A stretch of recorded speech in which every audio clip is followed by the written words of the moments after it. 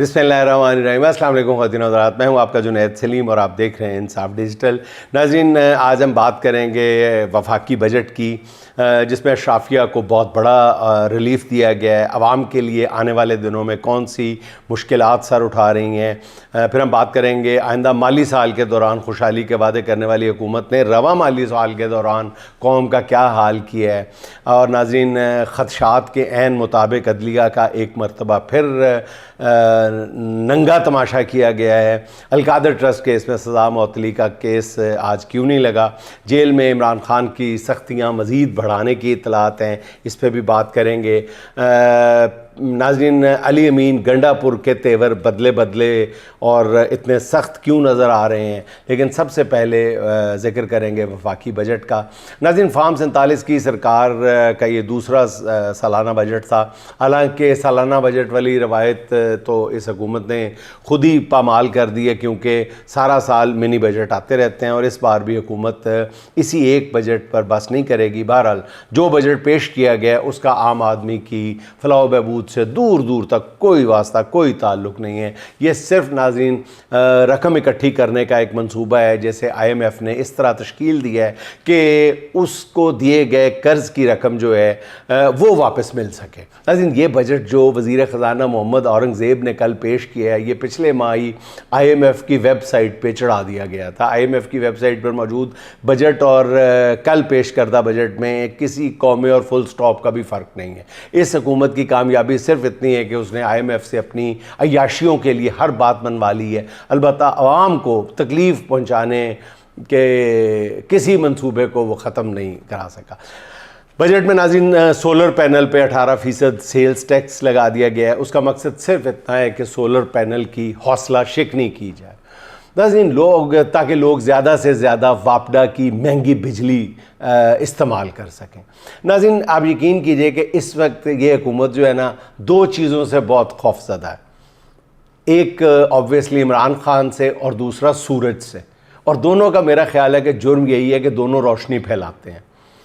जहाँ जहाँ हुकूमत का बस चलता है, मतलब पिछले दिनों मुझे एक दोस्त ने बताया कि वो काश्तकार है और उसने बिजली के बिलों से तंग आके उसने सोलर पैनल लगा लिया, तो उस पर लाखों रुपए का उसको बिल भेज दिया गया। वो कहता है जी मेरे ज़िम्मे तो कोई बिल नहीं है। तो वो वापडा वाले आए हैं, उसका सोलर पैनल उखाड़ के ले गए। कहते पहले हमारा बिल दो। वो कसम उठा रहा है, वो कुरान उठाने के लिए तैयार है कि मेरे ज़िम्मे तुम्हारा कोई बिल नहीं है। यहाँ तक हुकूमत जो है वो बर्बरियत पे उतरी हुई है सोलर पैनल के ख़िलाफ़, रोशनी की या सूरज की मुखालफत पर, कि कोई सोलर पैनल ना लगे। आने वाले में आप दिनों में देखेंगे ये टैक्स क्या है, ये पता नहीं क्या क्या सोलर पैनल सोलर सिस्टम पर लगा देंगे कि कोई बंदा जो है वो इनके चुंगल से निकल ना पाए, ये IPPs के चुंगल से निकल ना पाए। लेकिन दूसरी अहम बात यह है कि इस बात का भी पता चलाया जाए कि गुज़िश्ता एक साल के दौरान किस अहम तरीन शख्सियत के रिश्तेदारों ने अरबों रुपए के सोलर पैनल्स इंपोर्ट किए हैं, और अब 18% सेल्स टैक्स लगने के बाद इस बड़े इंपोर्टर को अरबों रुपए का किस तरह फ़ायदा होगा। नाज़रीन, बजट में ऑनलाइन शॉपिंग पर भी 18% टैक्स लगा दिया गया है, जिसमें ऑनलाइन कारोबार का ऑब्वियसली पट्टा बैठ जाएगा। हुकूमत ने यूट्यूबर्स और ऑनलाइन पैसे कमाने वालों पर भी टैक्स आयद कर दिया है। यूट्यूबर्स के लिए हुकूमत क्या करती है, जिसका टैक्स ले रही है मुझे नहीं पता। आए रोज़ नेट बंद कर देती है, एक्स पे पाबंदी लगा देती है और फिर ऊपर से टैक्स भी नाफिज कर दिया। लेकिन बजट में सालाना तरक्याती प्रोग्राम के लिए 1000 रुपया मुख्तस किया गया है। कैसी फैयाज़ हुकूमत है, जिसमें बलूचिस्तान के लिए 120 अरब रुपए, सिंध के लिए 65 अरब रुपए और पंजाब के लिए 15 अरब रुपए, जबकि खैबर पख्तूनख्वा के लिए 55 करोड़ रुपए मुख्तस किए गए। एतराक खुदा यकीन नहीं आता। 12 बजट में नहायत खुशी से बताया गया है कि IMF ने सरकारी मुलाजमीन की तनख्वाहों में 10% और पेंशन में 7% इजाफे की इजाज़त दे दी है, मगर ये नहीं बताया गया कि हुक्मरान और अरकान असम्बली की तनख्वाहों में 600% इजाफे की इजाज़त किससे ली गई है। बजट में नाज़रीन अच्छी बात यह है, बहुत खुशकुन ऐसे हम तनकीद करने के आदी हो गए, तो मेरा ख़्याल है कि जो बात अप्रिशिएट की जानी चाहिए उसकी खुलकर तारीफ़ ज़रूर करनी चाहिए। इस बजट में वज़ीर आज़म हाउस की गाड़ियों के लिए 9 करोड़, वज़ीर आज़म हाउस के बागीचे के लिए 4 करोड़ और सिर्फ वज़ीर आज़म हाउस की डिस्पेंसरी के लिए 1.5 करोड़ रुपए रखे गए। वज़ीर आज़म के अतिया देने के लिए भी 22 करोड़ रुपए दिए गए। यानी अतिया देने के लिए वज़ीर आज़म अगर किसी को अतिया देना चाहेंगे तो वो भी सरकारी खाते से देंगे, पहले भी देते रहे होंगे। तो 22 करोड़ रुपए रखे गए।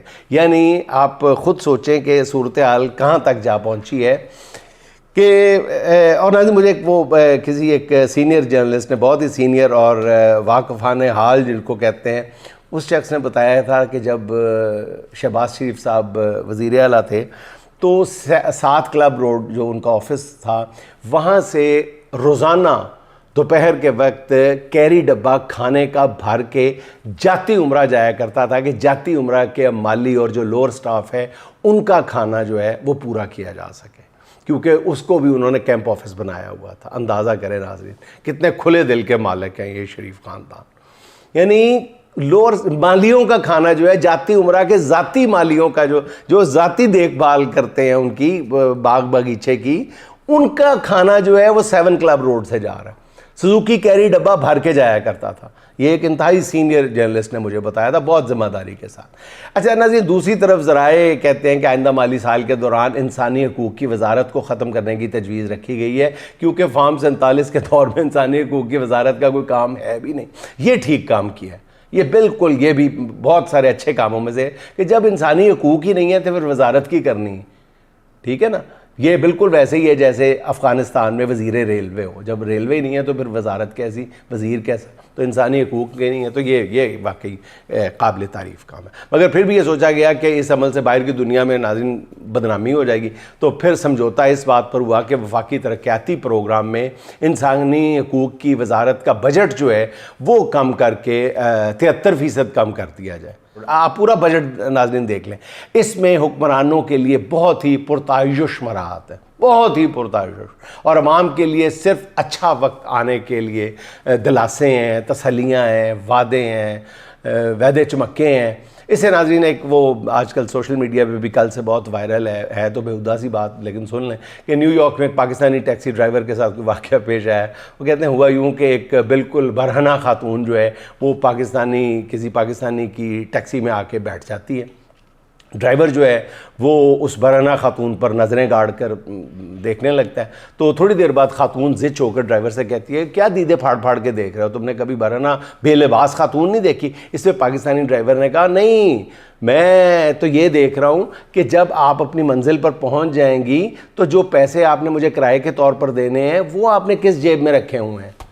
बिल्कुल नाज़रीन इसी तरह बजट के बाद भी हर कोई वज़ीर ख़ज़ाना की जानिब ये सोच के देख रहा है कि उन्होंने आम आदमी के रिलीफ के लिए जिस रकम का ऐलान किया है वो रकम जो है उन्होंने किस जेब में रखी हुई है, कहाँ से निकालेंगे वो पैसे। आइंदा माली साल का नाज़रीन बजट जो है वो सिर्फ दावों पर मबनी है, वो सिर्फ ये वादों पर मबनी है, जिसमें हुकूमत जो है वो टैक्सों के नाम पर अपने अवाम से पूरा एक तरह से भत्ता वसूल करती रहेगी। हुकूमत की असल कारकर्दगी तो नाज़रीन जारी माली साल जो 30 जून को मुकम्मल होगा उसमें सामने आएगी। इक़्तिसादी सर्वे रिपोर्ट इस बात का ऐलान है कि इमरान खान जहां हुकूमत छोड़ कर गए थे, फार्म 47 वाली हुकूमत उसके करीब भी नहीं है। रमा माली साल के दौरान पहले 3 क्वार्टर में हुकूमत के अपने आदादो शुमार के मुताबिक, नाज़रीन ये मैं नहीं बता रहा, ये हुकूमत खुद बता रही है जो मैं आपको बताने लगा हूँ कि हुकूमत के अपने आदादो शुमार के मुताबिक जो जीडीपी ग्रोथ रेट है वो 1.6% रहा, मगर चौथे क्वार्टर के बाद पूरे साल की मजमूई ग्रोथ जो है वो 2.7% हो जाएगी, 2.7% हो जाएगी। यानी आखिरी क्वार्टर में मुल्क जो है वो 5.3% तरक्की करे तब ही मुल्क का मजमूई ग्रोथ रेट जो है वो 2.7% होगा, जो कि तकरीबन नहीं बल्कि यकीनन नामुमकिन है। इसलिए मुल्क का जीडीपी किसी भी सूरत जो है वो 1.7% से ऊपर रत्ती बराबर भी नहीं जा सकता। यानी हुकूमत के अपने आदादो शुमार चीख कर बता रहे हैं कि मुल्क में अमली तौर पर ग्रोथ रेट माइनस में है। वो इस तरह के मुल्क में शरह पैदाइश जो है वो 2.1% है और शरह नमू जो है 1.7% है, जिसका मतलब ये है कि मुल्क की ग्रोथ जो है इस वक्त वो अमली तौर पे मनफी में है, माइनस में है। ज़राअत का शोबा नाजरीन सब जानते हैं कि तकरीबन नहीं बल्कि मुकम्मल तौर पर तबाही के दहाने पर पहुंचा हुआ है, बल्कि गिर चुका है। गंदम, चावल, कपास, गन्ना, मकई की पैदावार में रिकॉर्ड कमी हुई है। ज़राअत में ऐसी गिरावट जो है वो पिछले 25 साल में नहीं देखी गई। इससे पहले भी ज़राअत की ये तबाही जो है वो भी नून लीग का ही कारनामा था। इससे बड़ी जो तबाही ज़राअत में आई थी वो 25 साल पहले नवाज शरीफ के दौर में ही देखी गई थी, जब सबसे बड़े सूबे के वज़ीर आला जो थे वो अपने ही किसानों को, नाज़रीन आज ये सुनने में आ रहा है, बहुत अफसोस से कहना पड़ता है कि जब सबसे बड़े सूबे की जो वज़ीर आला है वो अपने किसानों को माफिया करार देने लगे, तो नाज़रीन नतीजा तो फिर यही निकलना था जो सबके सामने है। अपनी फसलों की नाकदरी इस साल तो सिर्फ किसान रो रहा है, मगर आप देख लीजिएगा नाज़रीन अगले साल पूरी कौम रोएगी अगर ये हुकूमत अगले साल तक रही। पोस्ट बजट न्यूज़ कॉन्फ्रेंस के दौरान जब वज़ीर ख़जाना मोहम्मद औरंगज़ेब साहब की तवज्जो आम आदमी की मुश्किलात की जानब दिलाई गई, तो उनका कहना यह था कि हुकूमत अब भी अवाम के लिए जो कुछ कर रही है वो कर्ज़ लेकर कर रही है, यानी जो मिल रहा है उसी पर सब्र करें। हालांकि आम आदमी को मिल कुछ नहीं रहा, कर्ज सिर्फ अशराफिया की मराहत पर खर्च हो रहा है। इस बजट का एक जुमले में नाज़रीन खलासा ये है कि अवाम कमाएगी और हुक्मरान खाएंगे। सीधी बात है।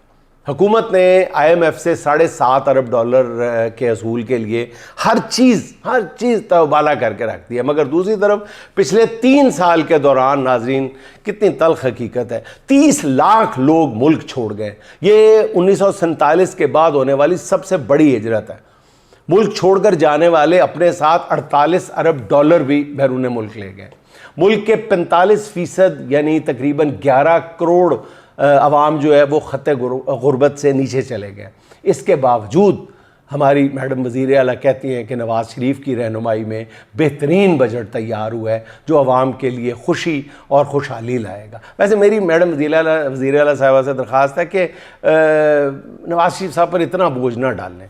जंग भी लड़ रहे हैं, जंगी डिज़ाइन भी बना रहे हैं, बजट भी बना रहे हैं, रोज़ाना गाइड भी करते हैं, फलाह बहबूद के काम भी कर रहे हैं, फिर लंदन में बैठ के हाथ गोल मेज़ कॉन्फ्रेंस करते हैं, बंदे को खड़ा करते हैं, लंबे लंबे अपनी शान में कसीदे सुनते हैं जो हाथ बांध के उनकी खिदमत में पेश किए जा रहे हैं, बाकायदा हाथ बांध के पेश किए जा रहे हैं, और वो उस पर सर भी धुनते हैं। इतनी ज़िम्मेदारियाँ नवाज शरीफ साहब पे खुदा के लिए ना डालें। बहरहाल अच्छा नाज़रीन, हमारी शानदार अदलिया और ईमानदार जजेज़ हमारी तवक्कुआत पर एक मरतबा फिर पूरा उतरे हैं। वही हुआ जिसका खदशा था। इमरान खान और बुशरा बीबी की अलकादर ट्रस्ट केस में सज़ा मुअत्तली की दरखास्तों पर समाअत आज इस्लामाबाद हाई कोर्ट के कायम मुकाम चीफ जस्टिस सरफराज डोगर और जस्टिस आसिफ साहब ने करना थी, लेकिन ऐन मौके पे पता चला कि जस्टिस आसिफ साहब तो छुट्टी पे चले गए और कॉज लिस्ट मनसूख कर दी गई। हालांकि 5 जून की समाअत के दौरान ओपन कोर्ट में कायम मुकाम चीफ जस्टिस ने साथी जजेस की मुशावरत से 11 जून की तारीख रखी और दोनों फाजिल जजेस ने अपना शेड्यूल वगैरह चेक किया, फिर ही तारीख दी ना। लेकिन ऐन मौके पे जस्टिस आसिफ साहब को आज नागज़ीर वजूहात पर छुट्टी करना पड़ गई, और इस तरह मामला जो है इमरान खान और बुशरा बीबी की सज़ा मुअत्तली दरखास्तों का जो मामला है एक बार फिर लटक गया। अब नाज़रीन मुझे पता है कि आप कहेंगे कि जी ये अदलिया है ही ऐसी है वैसी है, फ़ौरन आप ताना देने लग जाएंगे, और अलीमा बीबी की तो आदत है फ़ौरन गुस्से में आ जाती हैं। अब बताएं कि अब आखिरी लम्हे में अगर उनको सर में दर्द हो गई है, बुखार का पता चला है, घर से फ़ोन आ गया होगा, 100 मुसीबतें, कौन बंदा है जो ये कहता है कि जनाब मैं कभी छुट्टी नहीं करता अचानक, तो 100 ज़रूरी काम होंगे, उनको कोई ज़रूरी काम अचानक याद आ गया होगा, तो जज साहब को इसलिए जाना पड़ा होगा छुट्टी लेके, वो चार्जर घर भूल आए होंगे, कुछ भी हो सकता है, बहुत इमरजेंसी हो सकती है। तो ये क्या मामला, इतना इंपॉर्टेंट मामला तो नहीं था। अच्छा, दूसरी तरफ तोशाखाना 2 केस की समाअत भी अचानक मुलतवी करके अगली तारीख 1 जुलाई की रखी गई है। तेराक और जियो जट्टा नाज़रीन, ये ज़रा गौर करें कि ये अदालती पैटर्न बता रहा है कि अब जेल में इमरान खान के साथ मुलाकात पर भी पाबंदी होगी। इस दौरान इमरान खान पर जेल में सख्तियाँ मज़ीद बढ़ाए जाने की इत्तलात भी आ रही हैं। वजह सिर्फ ये है कि इमरान खान की हिदायत पर पार्टी तहरीक शुरू करने जा रही है और खौफनाक तहरीक शुरू करने जा रही है। हुक्मरानों की कोशिश नाज़रीन ये है कि इस दौरान इमरान खान का बैरूनी दुनिया से रब्ता मुनक़ता कर दिया जाए। मेरे नाज़रीन को याद होगा कि ईद से पहले अपने वीलॉग में मैं आपकी खिदमत में ये ख़बर दे चुका हूँ, आपको आपकी खिदमत में अर्ज़ कर चुका हूँ कि इमरान खान से जेल में मुलाकातें जल्दी बंद कर दी जाएंगी। बदकिस्मती से इस सारे मामले में अदालतें इस्तेमाल हो रही हैं। जजेस के इक़दामात आम आदमी की मायूसी बढ़ा रहे हैं और इंसाफ से मायूसी कभी भी नाज़रीन कौमों में अच्छे नताइज नहीं पैदा करती।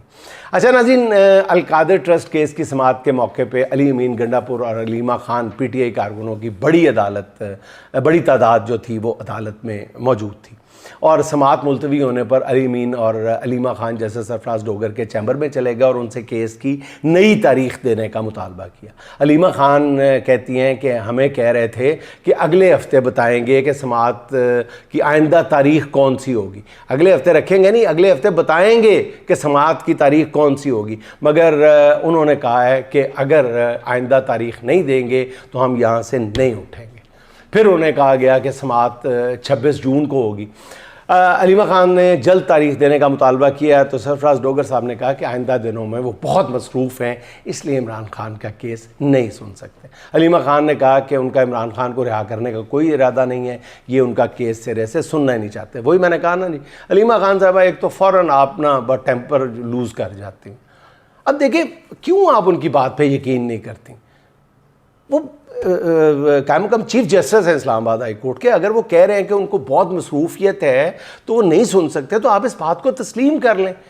देखिए उनकी अदालत इस्लामाबाद हाई कोर्ट है, बहुत बड़ी अदालत है, उसमें दुकानों के किरायों का केस लगा होगा, किसी दुकान में तजावज़ात का केस लगा होगा, कहीं पे किसी ने गमले चुरा लिए होंगे, किसी एक बंदे ने दूसरे के सरकारी तौर पर दिए गए गमले वो चुरा लिए होंगे। तो इस तरह के कई केसेस होंगे जो मुल्क व कौम के वसी तर मफाद में फ़ौरी तौर पर जिनकी समाअत ज़रूरी है। तो ये जो हम लेके बैठ जाते हैं जी 20-22 करोड़ लोगों के दिलों की धड़कन को बंद किया हुआ है, ये है वो है, ये इतना अहम नहीं है। ये आप लोग पता नहीं क्यों कहते हैं कि जी इमरान खान का केस है और दीगर केसेस बहुत ही अहमियत के हामिल है, ये उनमें वो सारे ज़ाहिर है कि वो सुनने हैं। अब सिर्फ इमरान खान के केस ही सुनते जाएँ, नहीं सुनना, हमने कह दिया ही साफ साफ, कर लो जो करना है, नहीं सुनना। अब यही अदालत कहने पे आई हुई है नाज़रीन, on a very serious note. अदालत बिल्कुल, अदालत का जो रवैया है वो यही कह रहा है कि कर लो जो करना है, और जो करना है उसका भी ऐलान कर दिया गया है। जब अदालत ये कहती है, दूसरे लफ्ज़ों में, छुपे लफ्ज़ों में ये कहती है कि कर लो जो करना है, हमने नहीं सुनना, हमने नहीं रिहा करना, हमने नहीं तारीख़ देनी, हमने नहीं समाअत करनी, तो नाज़रीन फिर वो जवाब में जो कहना चाहते थे वो आज कह दिया गया है, बहुत सख्त लफ्ज़ों में कह दिया गया। अच्छा नाज़रीन, फिर उन्होंने कहा कि अलीमा खान साहबा ने कहा है कि अब जो ये कहे कि इमरान खान रिहा होने वाला है तो वो झूठा है, वो शैतानी हथकंडे इस्तेमाल कर रहा है, उसकी बात पर बिल्कुल यकीन ना करें। अलीमा खान ने बताया कि इमरान खान को मुकम्मल तौर पर आइसोलेशन में डाल दिया गया है। इमरान खान से मुतालबा किया जा रहा है कि 9 मई की CCTV फुटेज की डिमांड ना करें और अवाम की बात करना छोड़ दें। इमरान खान ने दुरुस्त कहा था कि जो अदालत खुद कैद है वो मुझे कैसे रिहाई दे सकती है। बहरहाल आज अदालतों ने बता दिया है कि वो मुकम्मल तौर पे कॉम्प्रोमाइज़्ड है। इस मौके पे अली अमीन गंडापुर ने फिर बहुत हार्श गुफ्तगू की है और बार बार वो ये मीडिया से कहते रहे कि अब हिम्मत है तो चला देना। हम अदलिया से, उन्होंने कहा है कि नाउमीद हो चुके हैं, अब हम एहतजाजी तहरीक चलाने का अपना आइनी हक़ इस्तेमाल करेंगे, सड़कों पे आएंगे। उन्होंने कहा है कि 26वीं तरमीम के बाद अदलिया की आज़ादी ख़त्म कर दी गई है, मुल्क में मार्शल लॉ लग गया है। और अली अमीन गंडापुर ने यह भी कहा है कि ओवरसीज़ पाकिस्तानियों से अपील की है कि वो इमरान खान की रिहाई के लिए होने वाले हर एहतजाज में शरीक हों। उन्होंने नाम लिए बगैर अमेरिका में होने वाले एहतजाज के बारे में कहा कि पाकिस्तानी जहाँ भी हों वहाँ निकलें, क्योंकि वहाँ तो उन्हें कोई गोली नहीं ना मार सकता। और उन्होंने कहा कि तहरीक का प्लान इस मरतबा हम पब्लिक नहीं करेंगे, अब मैं खंदक खोदूँ या सुरंग खोदूँ, पूरे पाकिस्तान से आवाम को लेकर पहुँचेंगे। अली अमीन गंडापुर का नाज़रीन बहुत हार्श रवैया था, जो लहजा था वो बहुत ही दबंग था। उन्होंने कहा है कि अब पहले भी वो ये कह चुके, लेकिन आज उन्होंने जिस अंदाज़ में गुफ्तगू की है वो शायद इससे पहले नहीं की थी। उन्होंने कहा कि आज इस मरतबा अगर हम पर गोली चलाई गई तो हम जवाब में गोलियां चलाएंगे। बहुत ही सख्त लहजे में उन्होंने गुफ्तगू की है और नाज़रीन ये उनका बदला हुआ रवैया जो है ये आने वाले दिनों की खबर दे रहा है, जिसमें तहरीक इंसाफ पूरे मुल्क में तहरीक शुरू करने जा रही है। और नाज़रीन चलते चलते आज की नए माली साल के मौके पे या बजट के मौके पे सगीर अहमद सगीर के चंद अशार सुन लें। वो बन गया खुदा जो खुदा लग नहीं रहा, वो बन गया खुदा जो खुदा लग नहीं रहा। हद है ये सब किसी को बुरा लग नहीं रहा। फसले बहार को मैं कहूँ किस तरह बहार, फसले बहार को मैं कहूँ किस तरह बहार, एक पेड़ भी चमन में हरा लग नहीं रहा। वो हो गया अजनबी उसकी तो खैर थी, वो हो गया अजनबी उसकी तो खैर थी, ये क्या सितम कि मैं भी मरा लग नहीं रहा, ये क्या सितम कि मैं भी मरा लग नहीं रहा। इस दौर बेहिसी की अजियत न पूछिए, इस दौर बेहिसी की अजियत न पूछिए, कुछ भी किसी को अच्छा बुरा लग नहीं रहा, कुछ भी किसी को अच्छा बुरा लग नहीं रहा। इमसाल भी तो वैसे का वैसा ही जब्र है, इमसाल भी तो वैसे का वैसा ही जब्र है, मुझको तो इसमें कुछ भी नया लग नहीं रहा, मुझको तो इसमें कुछ भी नया लग नहीं रहा। नाज़रीन खुश रहें, खुश रखें। आपसे मुलाकात होगी इंशाअल्लाह अगले व्लॉग में। अल्लाह हाफ़िज़।